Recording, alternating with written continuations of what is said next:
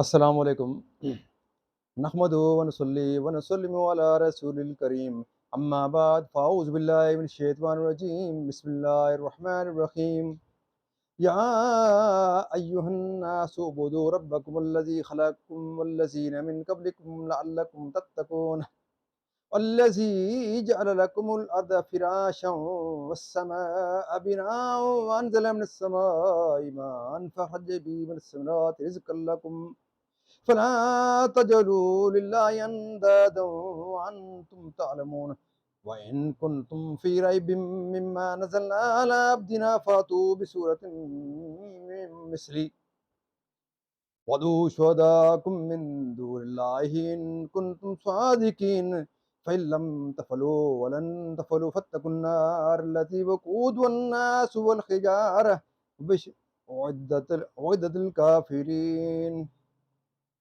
صدق اللہ العظیم. اللہ تعالیٰ کے فضل و کرم سے آج ہم نے تلاوت کی ہے سورہ البقرہ کی آیت نمبر 20 سے لے کر 23 تک، جس کا ہم ترجمہ اور تفسیر پڑھنے کا شرف حاصل کریں گے. تو پہلے ہم اس کا ترجمہ پڑھتے ہیں. اے لوگو، اپنے رب کو پوجو جس نے تمہیں اور تم سے اگلوں کو پیدا کیا، یہ امید کرتے ہوئے کہ تمہیں پرہیزگاری ملے، جس نے تمہارے لیے زمین کو بچھونا اور آسمان کو عمارت بنایا اور آسمان سے پانی اتارا تو اس سے کچھ پھل نکالے تمہارے کھانے کو، تو اللہ کے لیے جان بوجھ کر برابر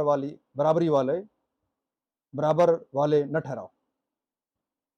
اور اگر تمہیں کچھ شک ہوا اس میں جو ہم نے اپنے اس خاص بندے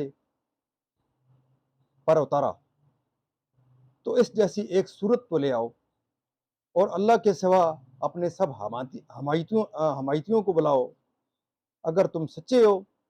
پھر اگر نہ لا سکو اور ہم فرمائے دیتے ہیں کہ ہرگز نہ لا سکو گے، تو ڈرو اس آگ سے جس کا ایندھن آدمی اور پتھر ہیں، تیار رکھی ہے کافروں کے لیے.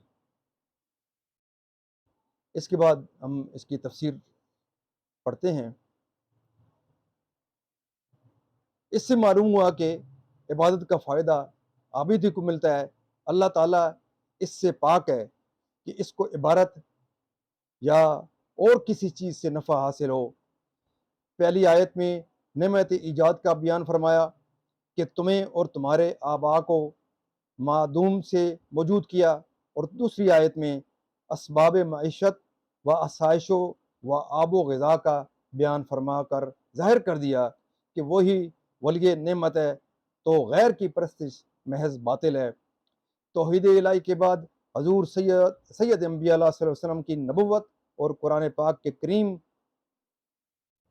کہ کتاب الہی و معجز ہونے کی وہ قاہر دلیل بیان فرمائی جاتی ہے جو طالب صادق کو اطمینان بخشے اور منکروں کو عاجز کر دے. بندہ خاص سے حضور پر نور صلی اللہ علیہ وسلم مراد ہیں، یعنی ایسی صورت بنا کر لاؤ جو فصاحت و بلاغت اور حسن و نظم و ترتیب اور غیب کی خبریں دینے میں قرآن پاک کی مثل ہو. پتھر سے وہ بت مراد ہیں جنہیں کفار پوجتے ہیں اور ان کی محبت میں قرآن پاک اور رسول صلی اللہ علیہ وسلم کا عناد انکار کرتے ہیں. مسئلہ اس سے معلوم ہوا کہ دوزخ پیدا ہو چکی ہے. مسئلہ یہ بھی اشارہ ہے کہ مومنین کے لیے بکرما تعالی خلوت النار یعنی جہنم میں رہنا نہیں ہے. یہ تھا آج تک اس کا ترجمہ و تفسیر. معزز ناظرین، قرآن پاک کی اس بابرکت محفل میں جب تک ہم قرآن پاک کی اس مقدس تعلیم کو، حضور پاک صلی اللہ علیہ وسلم کی سیرت کو اور صحابہ کرام کے نقش قدم پر نہیں چلیں گے تو ہم معاشرہ اسی طرح تنزلی سے تیزی سے نیچے کی طرف جائے گا اور جا رہا ہے. جیسا کہ آج اس زمانے میں 2 وقت کی روٹی انسان کو ملنا مشکل ہو گئی ہے، کیونکہ ہر شعبے میں بے ایمانی اتنی عام ہو گئی ہے. اگر آپ تعلیم کے شعبے کو دیکھیں تو اس میں سفارش گھس گئی ہے، سیاست آ گئی ہے. اگر سیاست کو دیکھیں تو اس میں سیاست کے اندر سیاست داخل ہو گئی ہے. ہم جھوٹ بولتے ہیں، دوسروں کو تکلیف دیتے ہیں، دوسروں کے مالوں پر قبضہ کر لیتے ہیں، یتیموں کا مال کھاتے ہیں، محتاجوں کو ان کا حق نہیں دیتے، غریبوں کو ان کی مدد نہیں کرتے. اپنے لیے ہم ہمیشہ جمع کرتے ہیں، اپنے ہی خیال کرتے ہیں، مستقبل اپنے بچوں کا خیال کرتے ہیں کہ ہم اپنے بچوں کے لیے اکٹھا کر لیں. دوسرے غریب محتاجوں کا ہم بالکل خیال نہیں کرتے. اللہ تعالیٰ نے اپنی پاک کلام میں یہ واضح طور پہ فرمایا کہ جب انسان اس قدر ان چیزوں میں آگے چلا جاتا ہے تو میں ایسی قوموں کو تباہ کر دیتا ہوں، اور ایسی قوموں کے بعد میں دوسرے بندوں کو لے آتا ہوں. اللہ تعالیٰ فرماتے ہیں کہ میرے لیے یہ کام مشکل نہیں ہے کہ میں ایک قوم کو تباہ کر کے دوسروں کو لے آؤں. معزز ناظرین، جیسے کہ آپ اچھی طرح معاشرے کے اندر آپ دیکھ سکتے ہیں کہ جو ایک لاکھ پتی ہے وہ کروڑ پتی بننا چاہتا ہے، اور جو کروڑ پتی ہے وہ ارب پتی بننا چاہتا ہے، اور جو ارب پتی ہے وہ اس سے زیادہ پیسے والا بننا چاہتا ہے. آج کے دور میں ایک آدمی کی انکم اگر سپوز اس کی انکم اگر 40-50 ہزار روپے ہے اور اس کے اخراجات لاکھوں روپے میں ہیں، تو آپ مجھے بتائیں کہ وہ کون سی سائنس ہے جو اس کے سارے خرچے پورے کر رہی ہے. اگر وہ اس کے اندر حرام کی انکم شامل نہیں کرتا تو اس کے اخراجات کیسے پورے ہوں گے. اس لیے میری آپ معزز ناظرین سے یہ انتہائی ادب سے درخواست ہے کہ آپ اس پاک مقدس کلام کے تعلیم کو عام کریں، اس کے اوپر عمل کریں.